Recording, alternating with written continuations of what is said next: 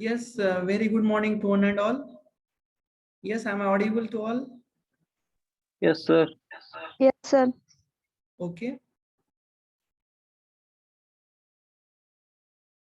So last class we have seen that what are the similarities and dissimilarities between the magnetic circuit and electrical circuit. Okay.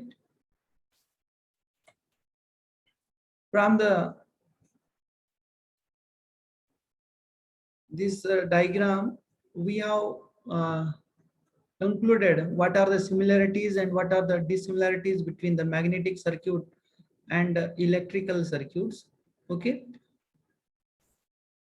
So once again, in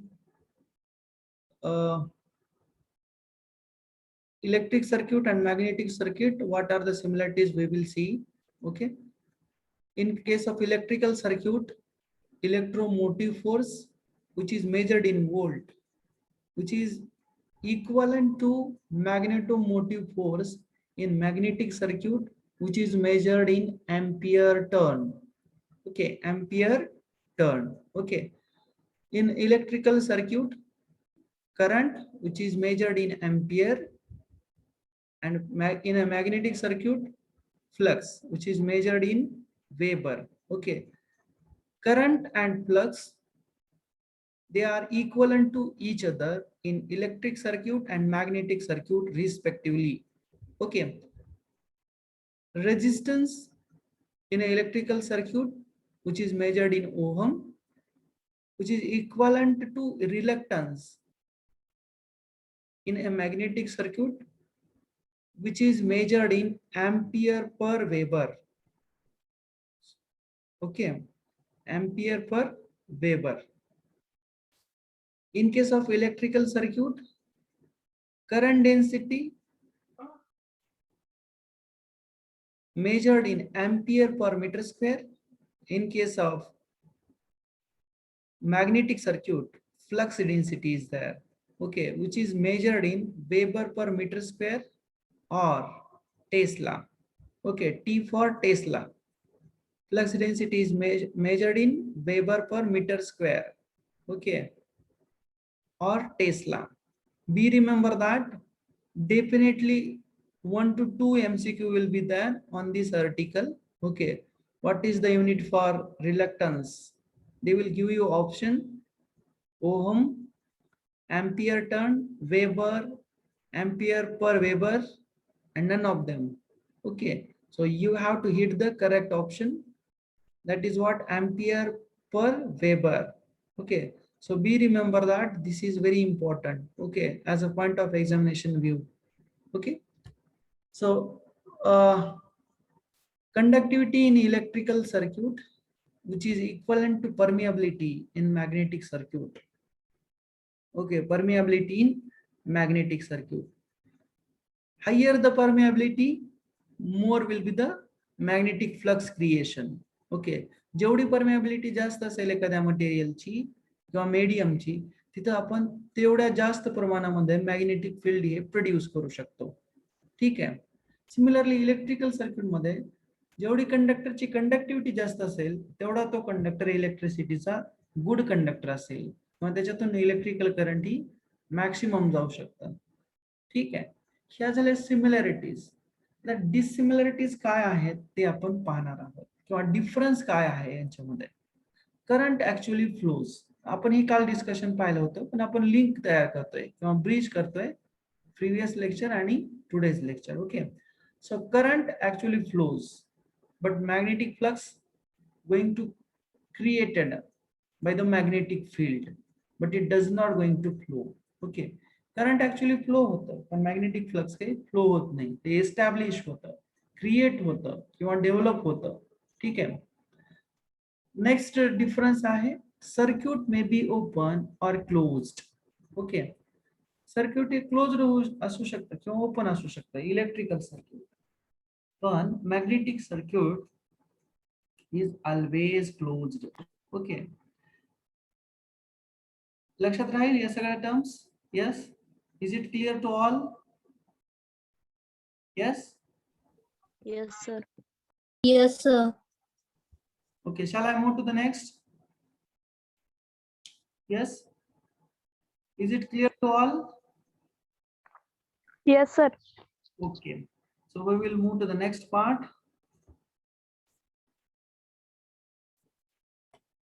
So the electric circuit, how it will be shown, magnetic circuit, how it will be shown in a single line diagram. Okay. So see over here, V DC supply is there, plus or minus. Okay, I will be like that. Okay, flowing from positive to negative terminal as per our knowledge. Okay, resistance this one, and the current flowing through the circuit, which is given by the Ohm's law, V by R. Okay, similarly to the magnetic circuit, MMF, it is the magnetomotive force and it is the source of magnetic flux. Okay, so positive, negative flux flowing in this circuit from positive to negative same. Okay, आता तुम्ही म्हणाल की sir मग अशीच म्हणले की तुम्ही flux flow होत नाही, पण इथं तुम्ही डायरेक्शन दाखवली फ्लक्स फ्लो होत आहे असं सांगतायत. मग हे काय आहे नेमकं? तर हे काय आहे बघा, सिंपल आपल्या साइन कन्व्हेन्शन साठी किंवा आपल्या समजण्यासाठी. आता मग ऍक्च्युली काय आहे इथं तुम्हाला खरं सांगायचं म्हणलं तर हे बघा, इथं हा एन पोल असणार आहे आणि इथं हा एस पोल असणार आहे खाली. ठीक आहे, म्हणजे flux line always leave to the N pole and enters at the S pole. ठीक आहे, असं आहे. नेक्स्ट रेजिस्टन्स, हा जो रेजिस्टन्स आहे इकडे हा रिलक्टन्स आहे, त्याचं सिम्बॉल इथं दाखवलेला आहे बघा. ठीक आहे, किंवा एस न पण आपण रिलक्टन्स दाखवत असतो.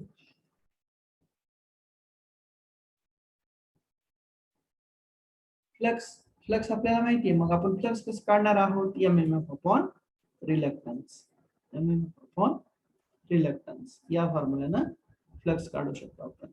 आता मी जर तुम्हाला एखादं न्यूमरिकल दिलं इथं, तर तुम्ही टर्म्स इथल्या काढू शकता, बरोबर की नाही? तर मी तुम्हाला एक न्यूमरिकल देतो सिंपल, त्याचं मला कॅल्क्युलेशन करून दाखवा. ठीक आहे, ही एक कॉईल आहे. आता approximately me number of turns काही तेवढेच आहेत असं नाही म्हणत आहे मी. ठीक आहे, एसी करंट इथं लावलंय मी याला. याच्यातून सपोज आई नावाचा करंट फ्लो होत आहे. ठीक आहे, आणि N is equal to suppose 15 number of turns आहे, 15. ओके, त्यामध्ये एक्झॅक्ट ड्रॉ करता येत नाहीये बघा. 15 आहे, number of turns is equal to 15 आहे. ठीक आहे, आणि सपोज रिलक्टन्स हा कॉइलचा रिलक्टन्स आहे सपोज 5. ओके, रिलक्टन्स युनिट काय असतं रे? येस येस, रिलक्टन्स कशात मोजतात? M per weber. कशामध्ये मोजतात?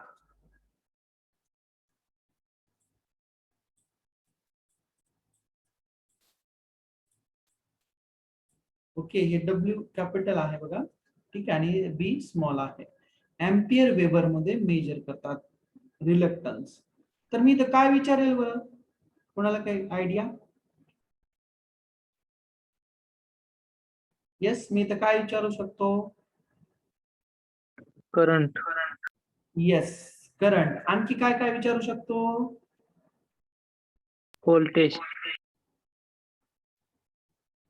बर, आता हे मॅग्नेटिक सर्किट आहे राजांनो. मी काय म्हणतोय तुम्हाला, आपण इलेक्ट्रिकल सर्किट पाहिलेलं आहे. आता मी मॅग्नेटिक सर्किटचं एक्झाम्पल दिलंय तुम्हाला. आता तुम्ही काय म्हणले, फ्लक्स. ओके, ते करेक्ट आहे. आपण मी फ्लक्स पण विचारू शकतो. आणखी काय विचारू शकतो? मी करंट विचारू शकतो, बरोबर. तर मग मला सांगा, या कॉइल मधून किती करंट फ्लो होईल बरं? Yes, tell me anyone.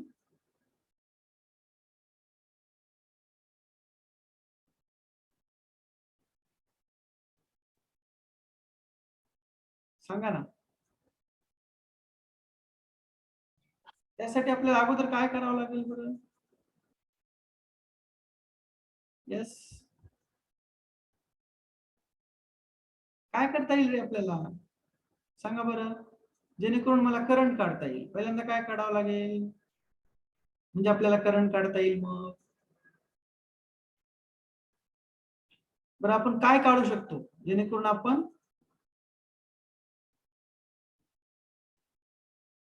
का डेटा सफिशियंट नाहीये, सांगा बरं.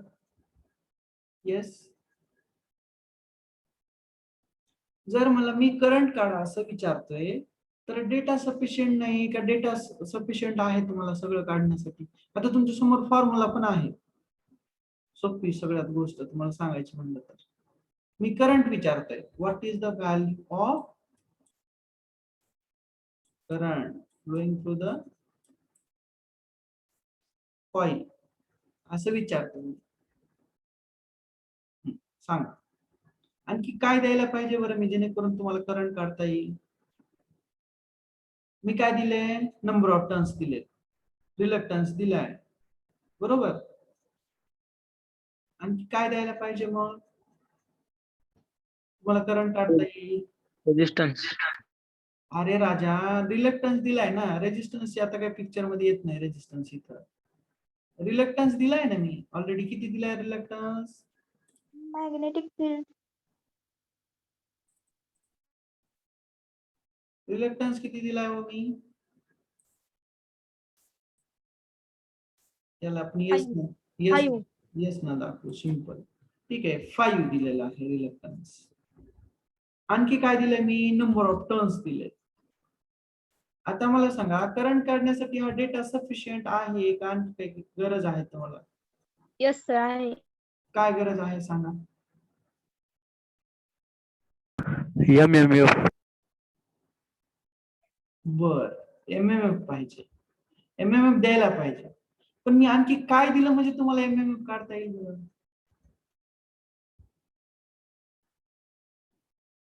येस, मी आणखी काय दिलं म्हणजे तुम्हाला MMF काढता येईल.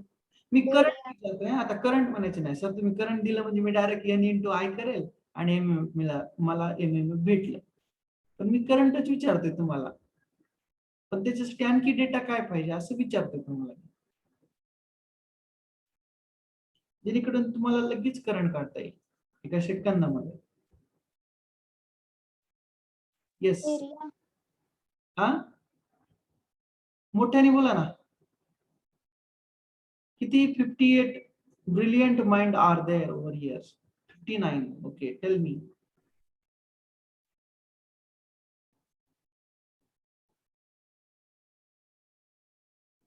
"74 स्ट्रेंथ आहे, 60 स्टुडंट्स प्रेझेंट आहे, 14 स्टुडंट अब्सेंट आहे."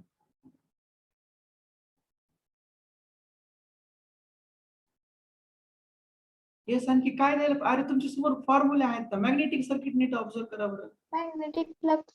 येस, 100% मॅग्नेटिक फ्लक्स जर मी दिलं इथं तर तुम्हाला एका सेकंदात करंटची व्हॅल्यू काढता येईल. कशी ते तुम्हाला सांगतो मी.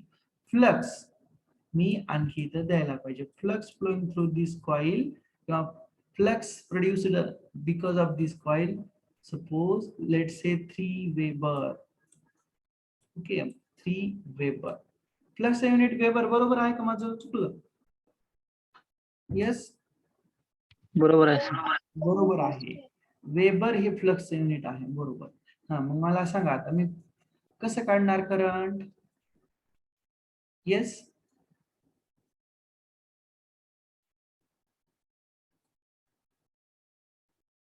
करंट किती अँपियर असेल हो, किती अँपियर करंट फ्लो होईल या सर्किट मधून.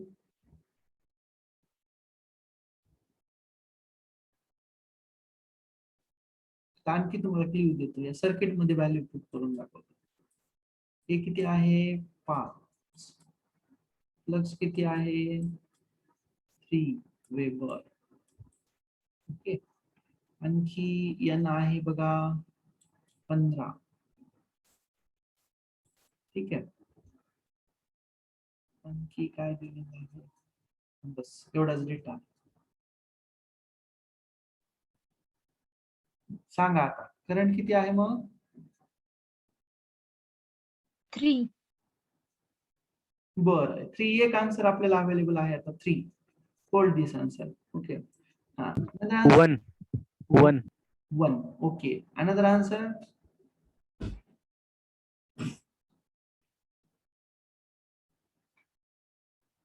Yes. 3, 1 असे आन्सर आलेले आहेत. आणखी काही आन्सर आहे नवीन कोणाचं? येस. नाही सर. मग दोन्हीपैकी कोणतं बरोबर आहे बरं? 1 का 3? 1. Yes. Who is correct? 1 or 3? Yes. Who is correct? 1 One. ampere. 1 ampere. Simple. आता बघा. रिलक्टन्स किती दिलाय? 5. ओके. फ्लक्स किती आहे? 3. म्हणजे आपल्याला इथं एमएमएफ ची व्हॅल्यू मिळेल. एमएमएफ ची व्हॅल्यू मिळेल. म्हणजे किती मिळेल एमएमएफ ची व्हॅल्यू सांगा? Yes. MMF is equal to 3 × 5 म्हणजे 15. 15. एमएमएफ ची व्हॅल्यू 15 मिळाली. मग ह्याच्यामध्ये पुट करून ठेवा. 15 हा एमएमएफ ची व्हॅल्यू आहे is equal to N into I. मग एन ची व्हॅल्यू माहिती आपल्याला 15. मग 15 डिवायडेड बाय 15 म्हणजे आय ची व्हॅल्यू किती येते? 1 एम्पियर. 1 एम्पियर. आता मी तुम्हाला सफिशियंट डेटा देऊन पाहिलं म्हणजे इनसफिशियंट डेटा देऊन पाहिला. तुम्हाला कळालं की नेमकं कोणत्या गोष्टीवरून कोणत्या गोष्टी काढता येऊ शकतात. आणि हेच तर आवश्यक असतं आपल्या न्यूमरिकल सॉल्व्ह करण्यासाठी. आपल्याला अगोदर कळायला पाहिजे काय दिले बाबा त्यांनी आणि आपल्याला काय माहिती आणि आपण कोणाची हेल्प घेऊन ती गोष्ट काढू शकतो. आता तुम्हाला कधी कधी आता मी तुम्हाला सेम क्वेश्चन टाकलं ठीक आहे परीक्षेमध्ये. नंबर ऑफ टर्न्स 15 आहेत, रिलक्टन्स 5 आहे, current flowing through the conductor काढा किंवा current flowing through the coil काढा. मी खाली ऑप्शन दिले 1 ampere, 3 ampere, both A and B. नंतर ऑप्शन दिलं डेटा इनसफिशियंट. तुमचं ऑप्शन काय असेल? येस. आन्सर काय असेल तुमचं? मी काय म्हणलं एक कॉइल दिलेली आहे त्या कॉइलचे नंबर ऑफ टर्न्स 15 आहेत. त्या कॉइलचा रिलक्टन्स 5 एम्पियर वेबर आहे. तर त्या कॉइल मधून जाणारा करंट काढ. खाली ऑप्शन दिला मी. ए ला ऑप्शन दिला 1 एम्पियर, बी ला 3 एम्पियर आणि सी ला काय म्हणालो की बोथ ए आणि बी. आणि डी ला काय म्हणालो की डेटा इनसफिशियंट. आन्सर काय असेल मग? 1 एम्पियर. काय असेल 1 एम्पियर. एक आन्सर आलं बरोबर. दुसरा आन्सर काय असेल? Both A and B. No. मग आन्सर काय असेल? तिसरा ऑप्शन नो आन्सर. ओके. तिसरा आन्सर काय असेल? येस. सांगा ना.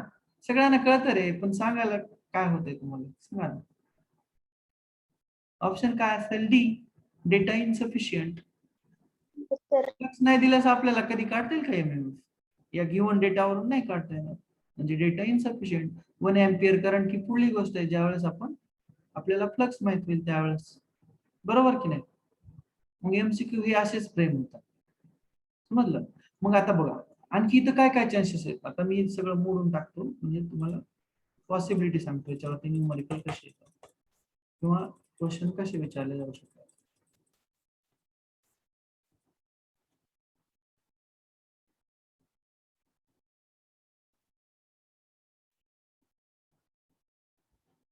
हा न्यूमरिकल क्लिअर झाला ना सगळ्यांना? येस. Yes, sir.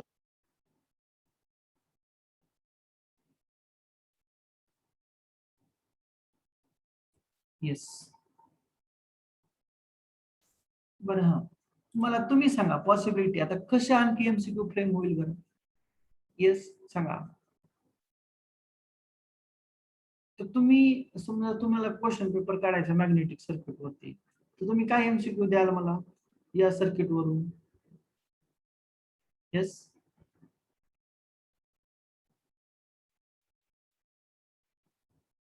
पहिला ऑप्शन मी फ्लक्स काढायला विचारेल.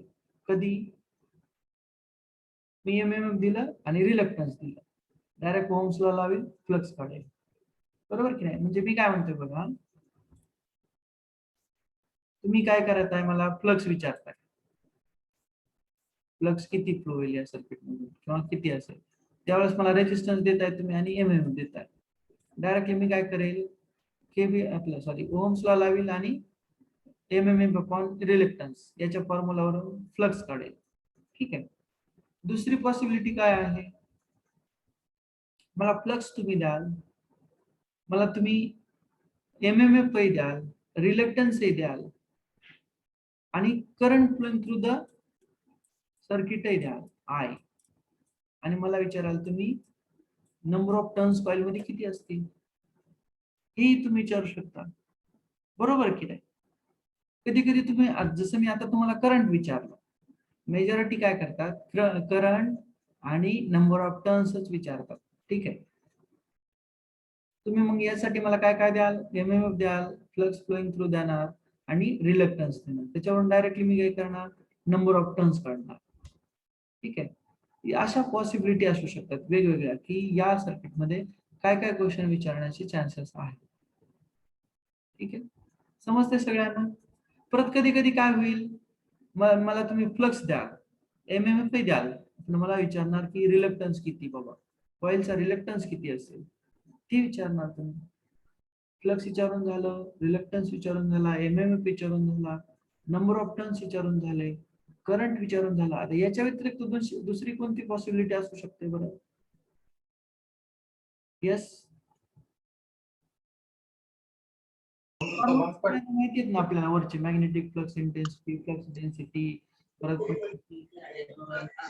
बरेचसे फॉर्म्युले ना वरचे, तर मला आठवत नाही. इंटेन्सिटी. बोला बोला.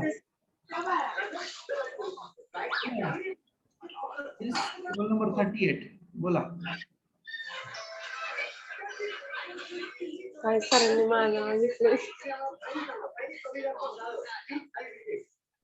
येस, हा विचारा ना, याच्यावर आणखी काय पॉसिबिलिटी असू शकतात?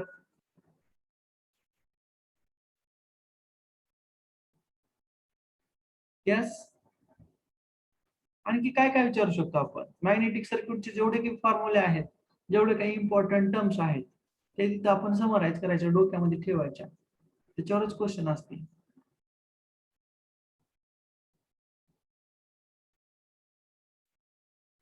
Yes, magnetic field intensity. काय मॅग्नेटिक काय म्हणतो, आवाज येत नाही बघा. इंटेन्सिटी.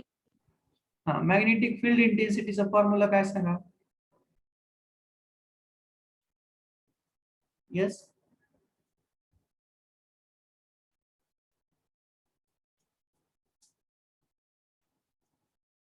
येस, मॅग्नेटिक फील्ड इंटेन्सिटीचा फॉर्म्युला सांगा ना, कुणीही सांगा.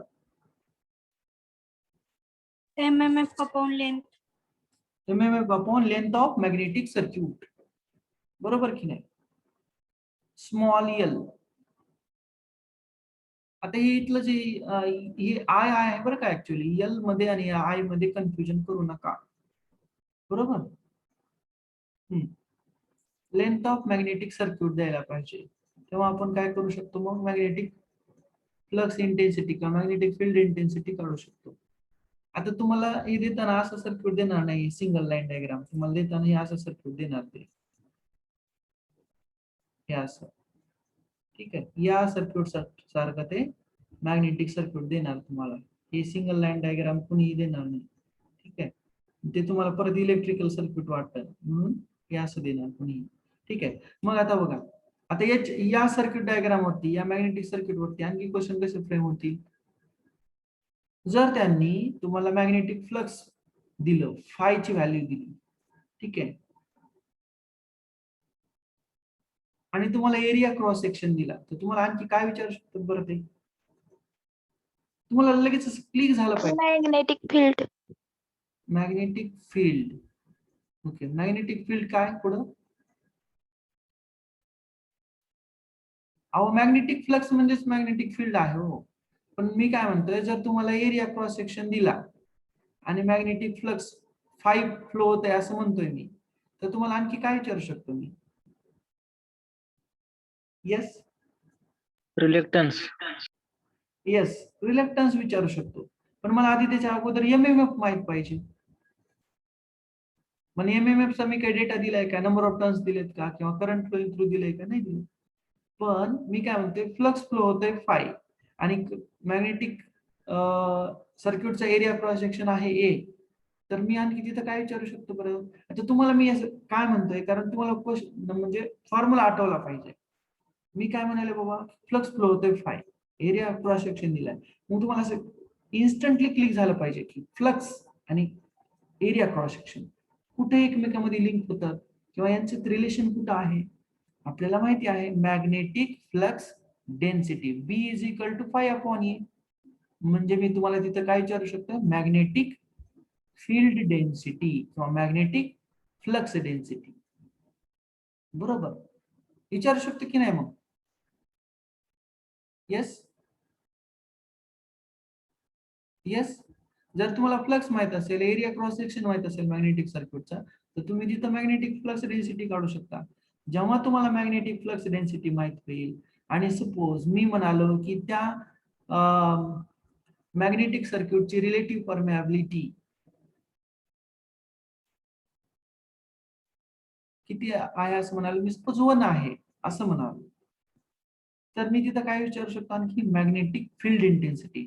कारण मला माहिती आहे B is equal to mu into H. Mu म्हणजे काय असतं, mu zero into mu R. Mu झिरोची व्हॅल्यू काय असते, 2 pi into 10 to the power of -7 ampere per weber का वेबर पर मीटर. परमिएबिलिटीचं युनिट काय हो. येस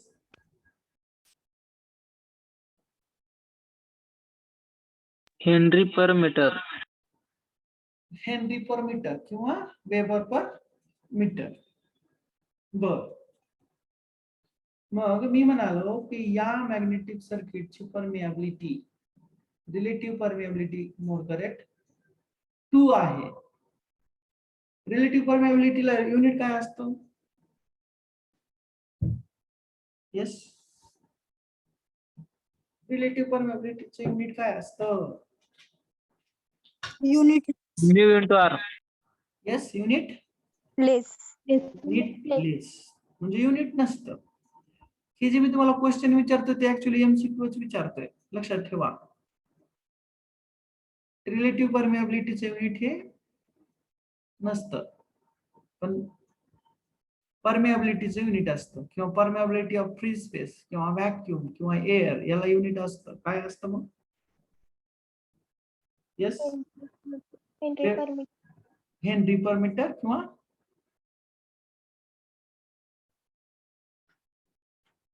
हेनरी पर मीटर किंवा दुसरं नाव काय आहे त्याला.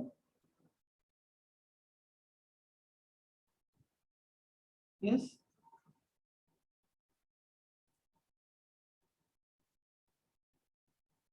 बरं जाऊ द्या, हेनरी पर मीटर. ठीक आहे, मग तुम्ही तिथे काय काढू शकता बरं, मॅग्नेटिक फील्ड इंटेन्सिटी याची व्हॅल्यू काढू शकता की नाही. जर तुम्हाला बी माहिती आहे, रिलेटिव्ह परमिएबिलिटी माहिती आहे, फ्री स्पेसची परमिएबिलिटी माहिती आहे. फ्री स्पेसची परमिएबिलिटी किती असते किंवा व्हॅक्यूमची सांगा. 4 पाय इंटू 10 मायनस 4 का 2. यस, 4 असते का 2 असते. 4 पाय का 2 पाय. 4 पाय. Okay, 4 pi into 10 to the power of -7. 7. म्हणजे तुम्हाला कधी कधी what is the magnetic permeability of vacuum, what is the magnetic permeability of free space, what is the magnetic permeability of air असं विचारलं जाईल. त्यावेळेस तुम्हाला लक्षात आलं पाहिजे काय, 4 pi into 10 to the power of -7 henry per yes metre. मग ते कधी कधी काय करणार, 4 pi into 10 to the power of -7 weber per metre square असं देणार. मग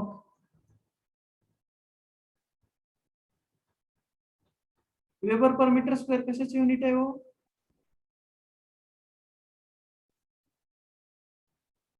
फ्लक्स डेन्सिटी.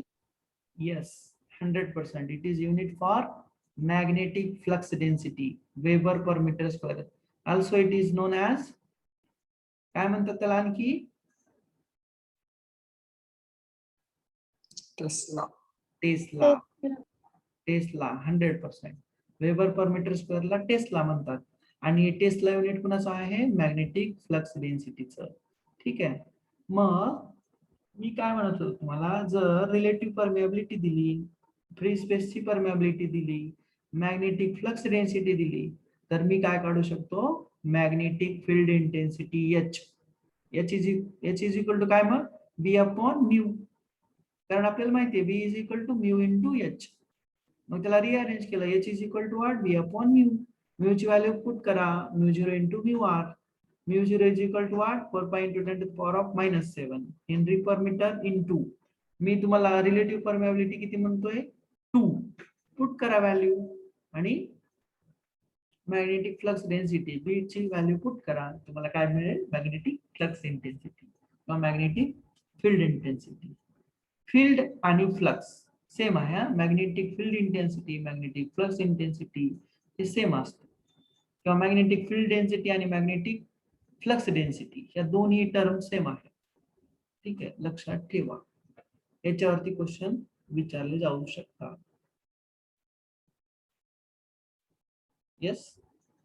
आता आपण हे सगळा पार्ट क्लिअर आहे ना सगळ्यांना आता, की तुम्हाला कसे एमसीक्यू फ्रेम होतील याच्यावरती? येस. Yes, sir. सगळ्यांना क्लिअर आहे? Yes. Yes, is it clear to all? Yes, sir. म्हणजे तुम्हाला जनरल आयडिया तर आलेली आहे की आपल्याला फॉर्म्युलाज मध्ये कसं ते घुमवतात किंवा कसं फिरवतात. ठीक आहे. आता आपण पुढची थोडीशी टर्म पाहणार आहोत की इक्वलंट रिलक्टन्स. जसं आपण पाहिलं की नाही, रेजिस्टन्स हा सिरीज मध्ये कनेक्ट करता येतो, तो पॅरलल मध्ये कनेक्ट करता येतो, तो स्टार डेल्टा मध्ये कनेक्ट करता येतो. सेम रिलक्टन्स हा सुद्धा सिरीज मध्ये किंवा पॅरलल मध्ये कनेक्ट करता येतो. मग बघा, whenever a reluctance is in series, in order to calculate the equivalent reluctance we have to just add them values. Okay, आता इथं बघा, equivalent reluctance of number of reluctances which is connected in series is just the sum of individual reluctances. आता ही इथं बघा magnetic circuit, हे magnetic circuit आहे, ही magnetic core आहे. हे ऍश कलर दिसतंय ना पाईप, सर्क्युलर पाईप जो दिसतोय ऍश कलर किंवा फेंट ब्लूइश, तो कलर तो जो मॅग्नेटिक कोर आहे त्याला आपण मॅग्नेटिक सर्किटचा पाथ असं म्हणत असतो. ठीक आहे. मग हे मॅग्नेटिक सर्किट, आता म्हणाल सर तुम्ही मॅग्नेटिक सर्किट हे सिरीज मध्ये कसं असतं आणि पॅरलल मध्ये कसं असतं, तर ते आपण पाहणार आहोत. ट्रान्सफॉर्मर हे पॅरलल सर्किटचं एक्झाम्पल आहे आणि सिरीज मध्ये कसं असतं बघा. आता सपोज हा पाईप प्लास्टिकचा पाईप आहे आणि याच्यामध्येच मी हा पाईप म्हणजे कट करून सपोज इथं मी आयरन किंवा असं स्टीलचा पाईप टाकला, तर स्टीलची मॅग्नेटिक परमिएबिलिटी वेगळी आणि प्लास्टिक पाईपची परमिएबिलिटी वेगळी. म्हणजे हे दोघे एकमेकाला कनेक्टेड आहेत, म्हणजे त्यांच्यामधून जाणारा फ्लक्स सेम आहे, म्हणजे ते दोघं सिरीज मध्ये आहेत. आपण जसं इलेक्ट्रिकल सर्किट मध्ये म्हणतो की नाही, जेव्हा दोन रेजिस्टन्स मधून जाणारा करंट सारखा असेल तेव्हा ते दोन रेजिस्टन्स सिरीज मध्ये असतात. सेम याच्यामध्ये पण जेव्हा दोन मॅग्नेटिक कोर मधून जाणारा फ्लक्स सेम असतो तेव्हा आपण काय म्हणू शकतो की त्या दोन मॅग्नेटिक सर्किट किंवा त्या दोन मॅग्नेटिक कोर ह्या सिरीज मध्ये आहेत.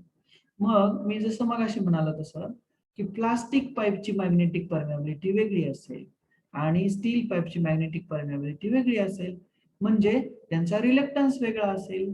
मग हे दोघं कसे एकमेकांना जॉईंट केलेले आहेत एंड टू एंड, म्हणजे ते दोघं सिरीज मध्ये आहेत. सपोज मी काय म्हणालो की प्लास्टिक पाईपचा रिलक्टन्स R1 आहे, सिमिलरली स्टील पाईपचा रिलक्टन्स हा R2 आहे, आणि सपोज एखादं मध्ये लाकडाचा पाईप लाईक स्ट्रक्चर आहे ते पण त्यांनी introduce केलेलं आहे ऍड केलेलं आहे त्याचं रिलेक्टन्स रोल नंबर 56 हा मी काय सांगत होतो रिलेक्टन्स आता सिरीज सर्किट आहे आता मी तुम्हाला काढून दाखवतो सर्किट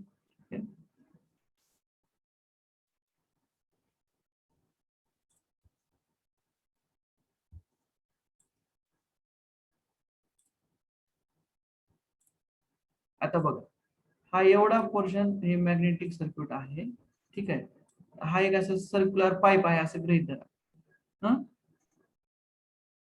नेक्स्ट हा एक दुसरा पार्ट आहे असं गृहीत धरा ठीक आहे कलर दिसतोय का रे हा येस Yes, sir. दिसणारा कलर याच्यामध्ये हा एक असेल हा एक आहे आता हे मॅग्नेटिक सर्किट आहे याच्यामध्ये 3 कोर आहेत ठीक आहे आता मी शॉर्ट फॉर्म लिहितोय कोणती कोर कोणती आहे सपोज ही प्लास्टिकचा पाईप आहे ठीक आहे प्लास्टिकचा पाईप पी हे आहे सपोज स्टीलचा पाईप ठीक आहे आणि हे आहे लाकडाचा तुकडा आपण याला वूड म्हणू ठीक आहे याची परमेबिलिटी वेगळी म्हणजे याचा रिलक्टन्स सपोज आर हे असा आहे ठीक आहे याचा हे R2 आहे आणि याचा रिलक्टन्स सपोज R3 आहे ठीक आहे आता मी या तिघांना सिरीज मध्ये आहे असं का म्हणतोय कारण याचं जे मॅग्नेटिक फील्ड तयार होईल किंवा मॅग्नेटिक फ्लक्स तयार होईल हे फाय असेल परत हे दोघे एकमेकाला कनेक्टेड आहेत म्हणून याच्यामधून पण ते फाय जाईल परत हे दोघे एकमेकाला कनेक्टेड आहेत म्हणून यामधून सेमच फ्लक्स फाय फ्लो होईल म्हणजे मी तुम्हाला हे जे एक्झाम्पल आहे ना इथलं हे पाईप लाईक स्ट्रक्चर आता मी तुम्हाला दाखवतो इथं हे 3 जसं की आपण आताच पाहिलं ना 3 आहेत प्लास्टिक पाईप स्टील पाईप आणि वूड हे असे 3 वेगवेगळे पोर्शन आहेत ठीक आहे याच्यामधून जाणारा फ्लक्स फाय हे सेम आहे तेव्हा मी म्हणू शकतो की हे तिघ कसे सिरीज मध्ये आहे मग हे डिफरंट 3 मटेरियल्स आहेत मग त्यांचा रिलक्टन्स वेगळा असेल सपोज प्लास्टिक पाईपचा रिलक्टन्स R1 आहे किंवा हे S1 आहे असं म्हणा ठीक आहे आणि स्टेनलेस स्टील पाईपचा रिलक्टन्स R2 आहे आणि वुडनचा 3 आहे ठीक आहे आता हे सगळे एकमेकांमध्ये सिरीज मध्ये आहेत का यांच्यामधून मी म्हणतोय फ्लक्स सारखं जातं ठीक आहे मग यांचं जर इक्वलंट रिलक्टन्स काढायचं असेल तर मी काय करेल या सगळ्यांची बेरीज करेल म्हणजे R इक्वलंट किंवा S equivalent is equal to R1 plus R2 plus R3 same resistance सारखं समजलं का सगळ्यांना इक्वलंट रिलक्टन्स कसं काढणार येस Yes, sir. ओके आता पुढे जाऊ आपण similarly reluctance in parallel combination according to the equation आता आपल्याला परत पाहावं लागेल की पॅरलल सर्किट कसं असतं ठीक आहे आता पॅरलल सर्किट आपण पाहणार आहोत ऍक्च्युअली पण ते आताच नाही ठीक आहे तर मी तुम्हाला काढून दाखवतो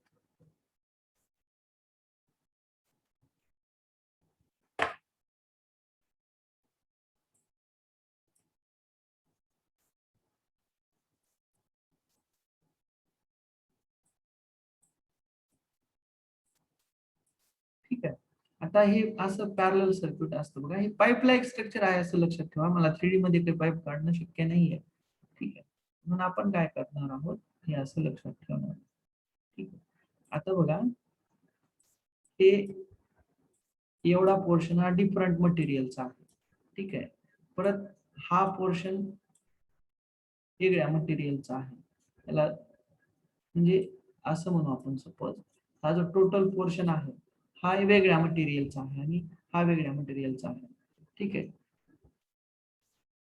आपण याला म्हणणार आहोत सपोज हा याच्यातून फ्लक्स जाणारा टोटल फ्लक्स 5 आहे ठीक आहे आणि हे मटेरियल आहे बघा आपण याला काय म्हणू प्लास्टिक ठीक आहे प्लास्टिक आणि हे जे आहे ते आपलं स्टेनलेस स्टील आहे ठीक आहे मग इथं फ्लक्स तयार झालेला जो फ्लक्स आहे तो फ्लक्स काय होईल याला 2 वेगवेगळे पाथ आहेत हा खाली इकडून इकडे जाईल आणि परत हा इकडे जाईल म्हणजे फ्लक्सला इथे अवेलेबल पाथ किती आहेत या पॉइंटला मला सांगा आपण जसं नोड लॉ पाहिलं की नाही तसं हा नोड आहे असं गृहीत धरा ठीक आहे. मग टोटल फ्लक्स इथे येतं तेव्हा काही फ्लक्स काय होतं, या खाली डाऊनवर्ड डायरेक्शनला जातं आणि खाली काही फ्लक्स हे इकडं पुढच्या डायरेक्शनला जातं.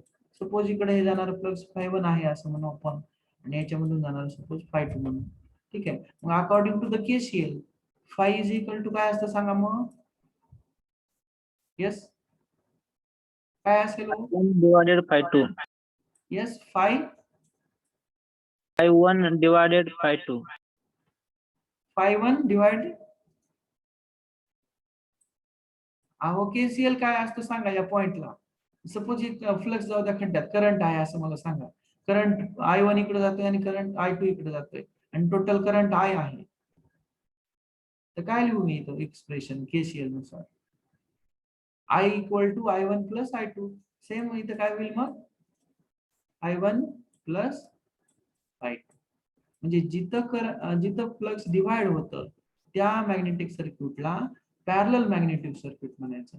मग आता सिमिलरली सपोज प्लास्टिकचा रिलक्टन्स आहे मग अशी सारखं R1 आणि याचा आहे सपोज R2. ठीक आहे. मग इक्वलंट रिलक्टन्स काय होईल या दोन्हीचा? ठीक आहे, R equivalent is equal to 1 upon, ठीक आहे, इज इक्वल टू काय होईल बरं? हेच काय होईल सांगा ना. 1 अपॉन सेम रेजिस्टन्स सारखा 1 upon R1 plus 1 upon R2. Okay. मग इक्वलंट काय होईल? R इक्वलंट किंवा equivalent reluctance is equal to काय होईल हो सांगा ना पुढं सिम्प्लिफिकेशन याचं. येस, काय होईल?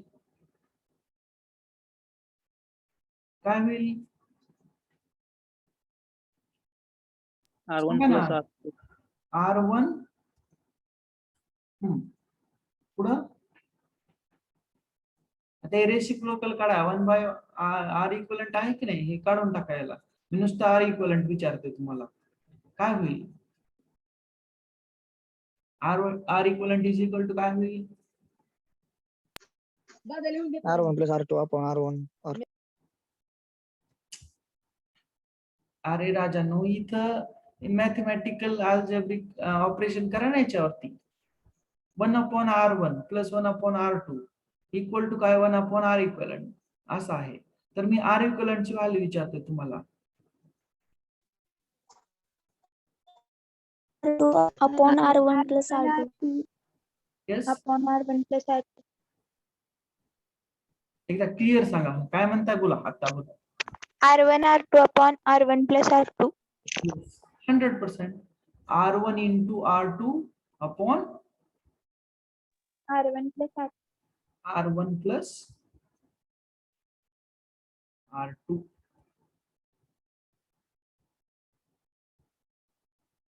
ठीक आहे, पण याला असं ब्रॅकेट करायला विसरायचं नाही. ठीक आहे, कारण वरच्या सगळ्या टर्मला हे डिवाइड मध्ये असेल. आर इक्वलंट सेम जसं आपण पॅरलल रेजिस्टन्स इक्वलंट काढतो तसा सेम पॅरलल रिलक्टन्सचा पण इक्वलंट काढू शकतो. ठीक आहे, समजलं का सगळ्यांना? येस, येस, समजतंय का? Yes, sir. सिंपल आहे. जसं रेजिस्टन्स पॅरलल मध्ये तसं रिलक्टन्स पॅरलल मध्ये. ठीक आहे, ते इम्पॉर्टंट फॉर्म्युलेज आहेत बघा, लक्षात ठेवा तुम्हाला पाहिजे असतील तर. ठीक आहे, आर इक्वलंट किंवा reluctance is equal to what? Length of magnetic circuit divided by mu into A. आपल्याला माहिती ना काय म्हणतो आपण त्याला, resistance is equal to rho L by A. Similarly reluctance is equal to what? L upon mu into A. ठीक आहे, mu म्हणजे permeability. Okay,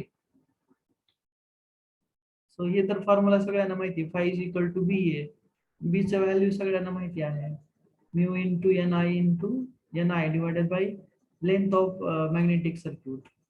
okay, MMF upon MMF per unit length is nothing but magnetic flux density. Okay, तेच formula आहे इथं, म्हणजे हे formula लक्षात ठेवा. ठीक आहे, सगळ्यांना क्लिअर आहे इथपर्यंत? Series parallel combination of reluctance. Yes yes. आता मला सांगा, तुम्हाला सिरीज सर्किट कळालं का? येस. सिरीज मॅग्नेटिक सर्किट कळालं? Yes. Is it clear to all? Yes, sir. Series magnetic circuit आहे बघा, कोणतं हे दाखवलं ना तुम्हाला मी. प्लास्टिक, स्टेनलेस स्टील पाईप आणि वूड हे सगळे एकमेकांना सिरीज मध्ये आहेत का? त्याच्यातून जाणारा फ्लक्स सेम आहे. आता इथं मी प्लास्टिक आणि स्टेनलेस स्टील हे दोन पाईप घेतले किंवा त्या दोन कोर मटेरियल आहे, त्यांच्यातून जाणारा फ्लक्स हे वेगळा आहे. याच्यातून जाणारा फ्लक्स फाय आहे, याच्यातून जाणारा फाय 2 आहे, ठीक आहे, फाय 1 आहे. जे सगळे पॅरलल सर्किट्स आहेत. ठीक आहे, पॅरलल सर्किट आहे. म्हणजे आपण आज काय पाहिलं बघा, सिरीज मॅग्नेटिक सर्किट, त्याचा रिलक्टन्स, त्याचा इक्वलंट रिलक्टन्स, आणि पॅरलल मॅग्नेटिक सर्किट, त्याचा इक्वलंट रिलक्टन्स. ओके. आणि त्याच्या अगोदर आपण पाहिलं की numerical on MMF, current flowing through the magnetic circuit, reluctance of magnetic circuit, flux flowing through the magnetic circuit. ठीक आहे, याच्यावरती आपण न्यूमरिकल्स पाहिले. ठीक आहे, आपण नेक्स्ट क्लास मध्ये बघा magnetic flux leakages and fringing, किंवा त्याला फ्रिंजिंग असं वाचतात कोणी. ठीक आहे, फ्रिंगिंग म्हणायचं त्याला, मॅग्नेटिक फ्रिंगिंग किंवा लिकेज फ्लक्स. ठीक आहे, ही टर्म आपण नेक्स्ट क्लासला पाहणार आहोत. त्या अगोदर मी अटेंडन्स पाहतो एकदा तुमची. ठीक आहे, roll number 1. Yes, present is that. Yes yes, roll number 1. Yes, sir. Yes, roll number 2. Yes, roll number 2 present. Yes, sir. 3, Present. 4, Yes, sir. 5, Present, sir. 6, Present. 7, 8, Present, sir. 9, Yes, sir. 10. Yes, 11, 12. Present, sir. Okay, 13, Present, sir. 14. Sir. 14 is there? Yes, sir. Okay, 15. 1, 5. 16. 16. 17. 18. Yes, sir. 19.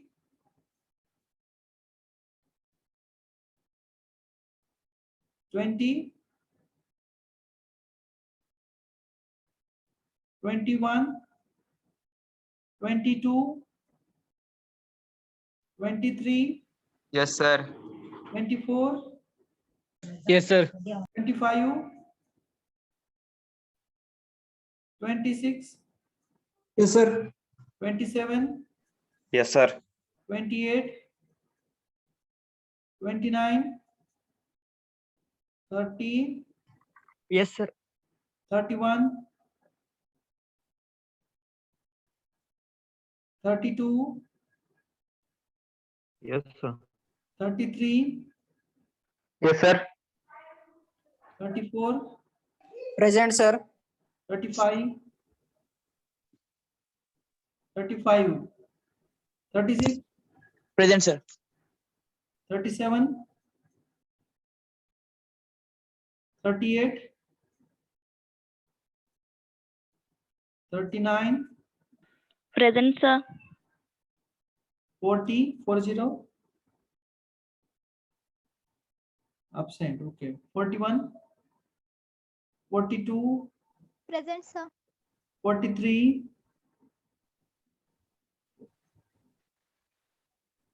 43 is there? No. Okay. 44. Present, sir. 45. Present, sir. 45. Present, sir. 46. Present. 47. Yes, sir. 48. Present, sir. 49. Yes, sir. 50. Yes, sir. 5-1, Present, sir. 5-2,